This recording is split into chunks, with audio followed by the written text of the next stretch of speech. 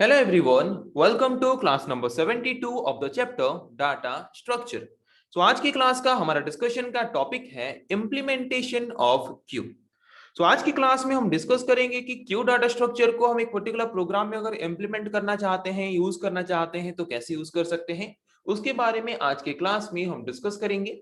जैसे कि लास्ट कुछ क्लासेस में हमने डिस्कस किया था कि क्यू डाटा स्ट्रक्चर हम किस तरह के डाटा स्ट्रक्चर को बोलते हैं. उसके बाद हमने डिस्कस किया कि इस तरह के डाटा स्ट्रक्चर को यूज करके हम किस तरह के ऑपरेशंस परफॉर्म कर सकते हैं.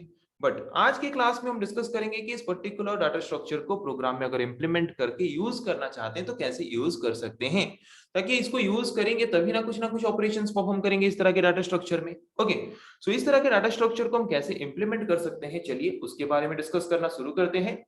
तो जैसे कि स्टैक डाटा स्ट्रक्चर को हम इंप्लीमेंट कर पाते थे array as well as linked list data structure को यूज करके, वैसे ही क्यू डाटा स्ट्रक्चर को भी हम इंप्लीमेंट कर सकते हैं array as well as linked list data structure को यूज करके. ओके, सो दो तरीका यूज करके हम क्या कर सकते हैं, क्यू डाटा स्ट्रक्चर को इंप्लीमेंट कर सकते हैं. अगर हम एरे को यूज करके हमारे क्यू डाटा स्ट्रक्चर को इंप्लीमेंट करना चाहते हैं तो वहां पे जिस तरह का मेथड हम यूज करते हैं उस मेथड को हम बोलते हैं सीक्वेंशियल एलोकेशन मेथड और स्टैटिक एलोकेशन मेथड. और अगर हम लिंक्ड लिस्ट डाटा स्ट्रक्चर को यूज करके क्यू को इंप्लीमेंट करना चाहते हैं तो वहां पे उस तरह के मेथड को हम बोलते हैं लिंक्ड लिस्ट एलोकेशन मेथड और डायनामिक मेथड. ओके, तो देखते हैं. ये हमें समझ आ गया कि स्टैक डाटा स्ट्रक्चर को इंप्लीमेंट करने के लिए जैसे कि हम array as well as array या फिर लिंक्ड लिस्ट का मदद लेते थे, वैसे ही क्यू डाटा स्ट्रक्चर को भी इंप्लीमेंट करने के लिए हम आइदर एरे और लिंक्ड लिस्ट का क्या कर सकते हैं, हेल्प ले सकते हैं. ओके, तो एरे और लिंक्ड लिस्ट डाटा स्ट्रक्चर को यूज करके हम दो मेथड से, दो तरीके से क्या कर सकते हैं, क्यू डाटा स्ट्रक्चर को इंप्लीमेंट कर सकते हैं हमारे प्रोग्राम में. एक मेथड है सीक्वेंशियल एलोकेशन मेथड. ओके, तो सीक्वेंशियल एलोकेशन मेथड यूज करके अगर हम एक क्यू को इंप्लीमेंट करते हैं तो वहां पे वो स्टैटिक मेमोरी एलोकेशन करेगा. मतलब रन टाइम में मेमोरी वो एलोकेट नहीं करेगा. प्रोग्राम को रन करने से पहले, प्रोग्राम को एग्जीक्यूट करने से पहले वो एक फिक्स्ड मेमोरी एलोकेट कर देगा.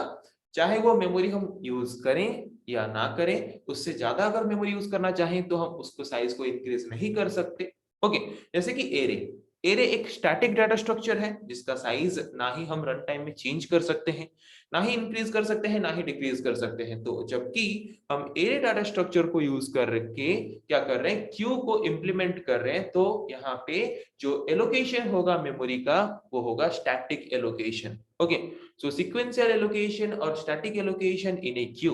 अगर हम क्यू डाटा स्ट्रक्चर को सीक्वेंशियल एलोकेशन मेथड और स्टैटिक एलोकेशन मेथड यूज करके इंप्लीमेंट करना चाहते हैं, मतलब जिसका एलोकेशन मेथड हम क्या नहीं कर सकें, रन टाइम में या फिर एग्जीक्यूशन टाइम में चेंज ना कर सकें, तो ये हम इंप्लीमेंट कर सकते हैं हमारे प्रोग्राम में. कैसे, एरे को यूज करके. एरे को यूज करके हम क्या कर सकते हैं, स्टैटिक एलोकेशन मेथड में क्यू को हमारे प्रोग्राम में इंप्लीमेंट कर सकते हैं. बट अगर हम चाहते हैं कि डायनामिकली प्रोग्राम को एग्जीक्यूट करते वक्त मेमोरी एलोकेट करे हमारा क्यू डाटा स्ट्रक्चर, अगर उसको हम इंप्लीमेंट करते हैं प्रोग्राम में तो वहां पे उस तरह का फैसिलिटी हम प्रोवाइड कर सकते हैं by using dynamic allocation method in a queue. Linked list allocation और dynamic allocation in a queue can be implemented using linked list. अगर हम चाहते हैं कि हम जो क्यू डाटा स्ट्रक्चर को यूज करते हैं वो प्रोग्राम को एग्जीक्यूट करते वक्त मेमोरी एलोकेट करे हर एक एलिमेंट को स्टोर करके रखने के लिए, ताकि हम क्या कर सकें, हम जितना डाटा स्टोर करके रखना चाहते हैं उतना हमारा डायनामिकली मेमोरी एलोकेट कर सकें, जिसके द्वारा मेमोरी वेस्टेज होने का चांसेस जो है वो कम होगा. ओके, तो अगर हम एरे डाटा स्ट्रक्चर को यूज करके क्यू को इंप्लीमेंट करते हैं तो वहां पे बेनिफिट ये है कि हमें प्रोग्राम लिखना आसान होगा. बट अगर हम लिंक्ड लिस्ट डाटा स्ट्रक्चर को यूज करके क्यू को इंप्लीमेंट करते हैं तो वहां पे बेनिफिट ये है कि मेमोरी वेस्टेज नहीं होगा. ओके, सो दोनों में एडवांटेजेस हैं, दोनों में डिसएडवांटेजेस हैं. अगर हम एरे डाटा स्ट्रक्चर को यूज करके क्यू को इंप्लीमेंट करते हैं तो वहां पे मेमोरी वेस्टेज होने के चांसेस हैं, मेमोरी शॉर्टेज होने की चांसेस है. और अगर हम लिंक्ड लिस्ट डाटा स्ट्रक्चर को यूज करके क्यू को इंप्लीमेंट करते हैं तो यहाँ पे प्रोग्राम थोड़ा हमारा क्या होगा, कॉम्प्लिकेटेड होगा as compare to array data structure को यूज करके अगर हम क्यू को इंप्लीमेंट करते हैं हमारे प्रोग्राम में तो. ओके, तो समझ आ गया कि अगर हम एक क्यू डाटा स्ट्रक्चर को इंप्लीमेंट करना चाहते हैं तो कैसे कर सकते हैं, एरे को यूज करके भी इंप्लीमेंट कर सकते हैं और लिंक्ड लिस्ट को यूज करके भी इंप्लीमेंट कर सकते हैं। अगर एरे को यूज करके इंप्लीमेंट करते हैं तो वहां पे स्टैटिक एलोकेशन होता है, मतलब जिसके लिए मेमोरी जो होता है वो प्रोग्राम को एग्जीक्यूशन करने से पहले ही हो जाता है।